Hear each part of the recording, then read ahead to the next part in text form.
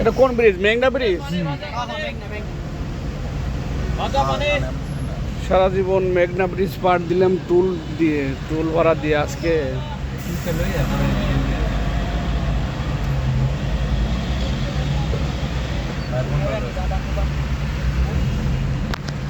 গাড়িতে লাশ থাকার কারণে আজকে